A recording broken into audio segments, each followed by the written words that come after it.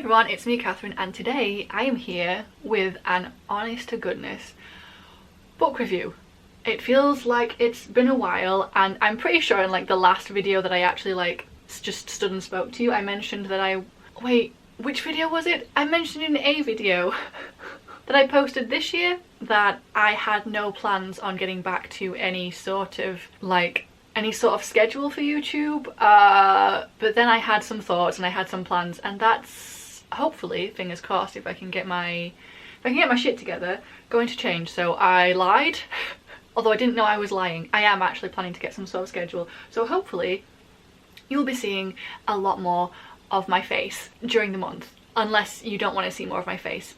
But then if you don't want to see more of my face, I have to ask why you're watching and why you're subscribed, if you are indeed subscribed. But anyway, so today I'm here to review. And today I want to be talking about Call Me By Your Name by Andre. I don't know if it's Akiman or Asiman, that's something I should have looked up. Okay, so the internet informs me it's Asiman. So Andre Asiman. This was a really unexpected read. I actually had, because I had been aware of it around when it had that bit of popularity. I want to say maybe around when the film came out ages ago, and I was aware of the sort of concept of it, the vague plot of what was going on in here, and I have to say I had no interest in it. It did not interest me at all. And then I read a fanfic. Okay, I read a fanfic that threatened to spoil the ending of this book for me. And it was one of those fics that just makes me, because it happens, I will read a fanfiction that makes me want to go out and read an actual book, and it was one of those, and it threatened to spoil this for me, so I borrowed it from my library. I went on Libby and I was like, right, do we have Call Me By Your Name? And then I read it, and I bought it. I've taken to buying a lot of books secondhand these days, rather than, because I don't have a lot of money, and you know, I also like to own physical books, and I actually enjoyed it. So I went and bought it secondhand. It is the movie tie-in, unfortunately, and I have tried to watch the film since, and the vibes, for me personally, the vibes of the film were just so completely different to the book, and I could not, with its little, I didn't even get past the beginning. I barely got into it, the little jaunty music, and it just, because obviously when you're reading something you have images in your head, you have I had a whole colour palette for this story in my head, and the film just wasn't it for me. If you watched it and you enjoyed it, then good for you, but if the vibes were completely off for me, not. Totally not. But anyway, if you don't know what Call Me By Your Name is, basically it takes place, I want to say it's in the 80s, in Italy somewhere, and we have Elio, who is this 17-year-old son of some sort of professor who every summer he gets an intern in to help him with his papers or whatever, and in turn he helps them with their academic papers, books, whatever the fuck that they're doing. And this summer we have Oliver, an American, a 24-year-old, doesn't say on the back, 24-year-old. So therein is the original reason I didn't want to read this, because I had no interest in these sorts of relationships. And this doesn't change my mind. I'm not going to read this and say it's not problematic, because it is, because this is, at the end of the day, a relationship between a 24-year-old, someone who should know better, and a 17-year-old who is just sort of coming into himself sexually.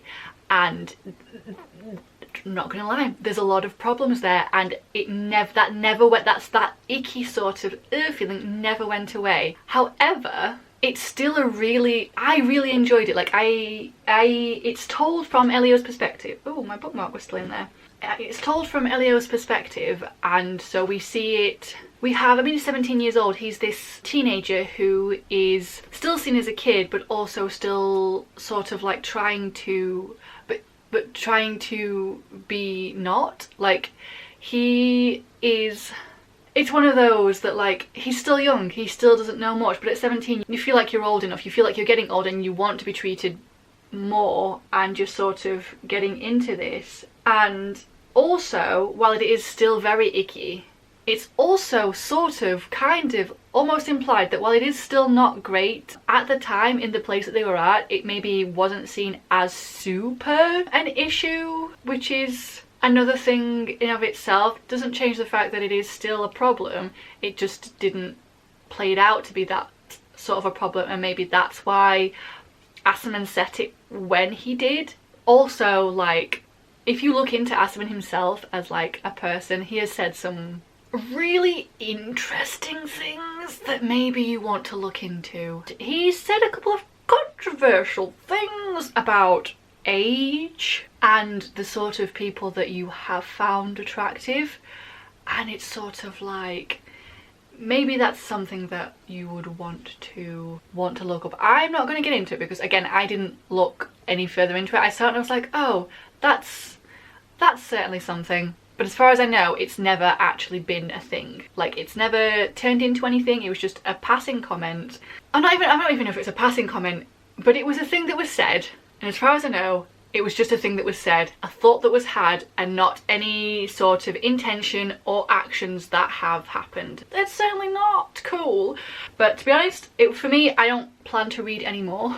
But this one, yes, back on track. So yes, we have this sort of problematic relationship. We have Elio, who is introduced to Oliver. Oliver shows up at their house, is sort of moved into Elio's room, and Elio is moved into another room that they have because it's smaller and they're not going to put the guests in a smaller bedroom or whatever. And it's sort of them, Elio, like, exploring things about himself, like things that he'd suspected known in the past, but like at this point at 17, he's sort of like, this is when he is becoming more sexually awake. I know you talk about sexual awakenings, but like, sexually awake, is that a phrase that people use? It's what I'm saying anyway. And it's him exploring that. And again, obviously, you need to bear in mind that we are reading this from the perspective of a 17-year-old, so it has all of the problems and that implies while you're reading it. And I don't know, because when I talk about it like this and all the problems and all the that it makes me feel thinking about it and reading about it, because we're reading from Elio, who at this point is sort of like, Oliver's 24, Elio is a minor. This is not an acceptable relationship. It's not cool.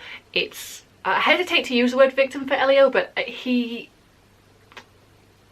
and I guess I will say this about Oliver. Oliver is very self-aware. He was aware that this was not cool, not right. Did it stop him? Did it stop him though? No. But we also have this sort of, I wouldn't say minor, because it definitely plays a bigger part later on, but it is a sort of a minor thing about also sexuality and like being attracted to the same sex, and sort of everything that comes with being 17-year-olds and exploring this side of yourself and not really knowing how to feel, what to do, and sort of still just working through all of these feelings that you're having and that. So there is that about it. And we also, for me, like, because there is a sequel, which I think focuses on the after, obviously, of this and what happens, and more focused on the relationship between Elio and Oliver and what happens after the end and how they go on in the future for whatever.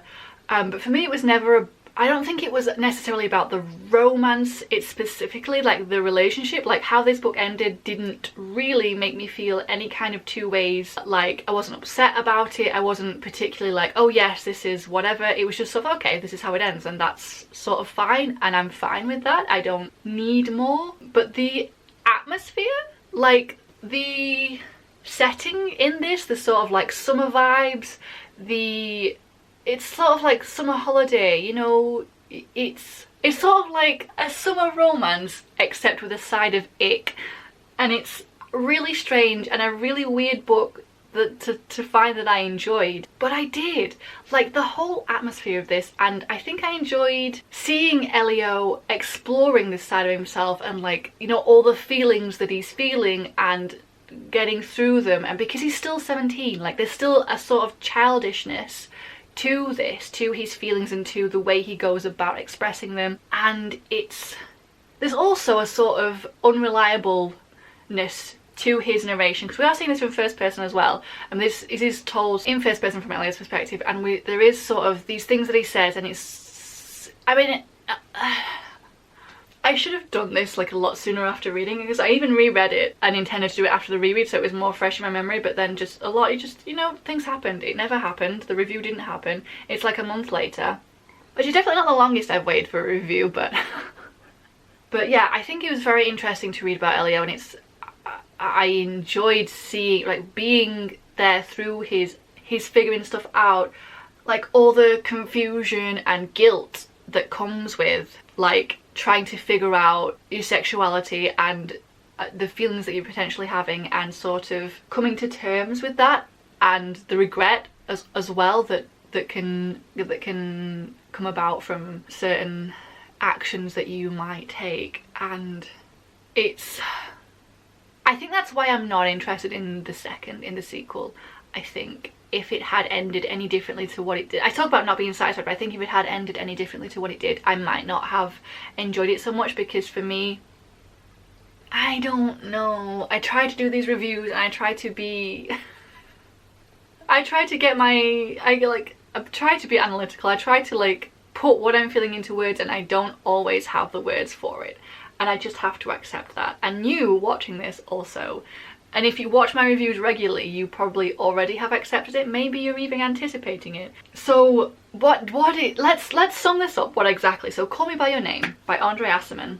Yes, it is about a 17-year-old and a 24-year-old who engage in a relationship they maybe almost definitely shouldn't be doing.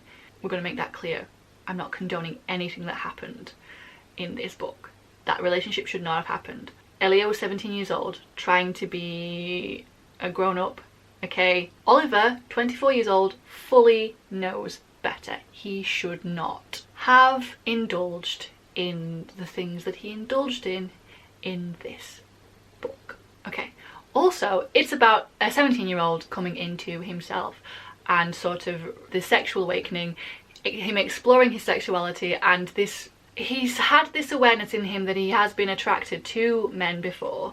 It's just never been quite as intense as it ever was with Oliver, and I think potentially it might have only happened a couple of times in the past, so it's not something he's ever thought about properly before. So with Oliver, it's him sort of coming to terms with this thing about himself, exploring this thing about himself, figuring out this thing about himself, and yeah, just I guess trying to do his best, while also being super intense about it, very dramatic about it, and also a little weird about it. There are some weird ways that he shows his feelings, his affections, weird ways of like trying to experience romance. I'm not gonna kink shame, I'm not gonna yuck anyone's yums, not for me personally, okay? Same with Oliver, actually. In fact, I am gonna yuck one of his yums, like 17-year-olds, mate, fucking what? And it also has, that sort of summer. I hate summer, okay, because the heat is horrible and I just sort of wilt in the heat. But the vibes of a summer romance are like, well, not even a romance. I don't mean like romance in the sense of like romantic feelings. I mean romance in like, you know, like the romance of like having little adventures in the summer. Like, I don't know if that's an actual way that we use the word romance in English, but I know Japanese uses it, so I think that's where I've mostly got it from. Hold on. But sort of that romance of experiencing new things, and romance, define. A feeling of excitement and mystery associated with love. A quality or feeling of mystery, excitement and remoteness from everyday life, so the romance of the sea. It sort of gets closer to that. Yeah, okay, yeah, that's sort of, it can be, see, that sort of romance, that sort of summer romance. And I really liked it.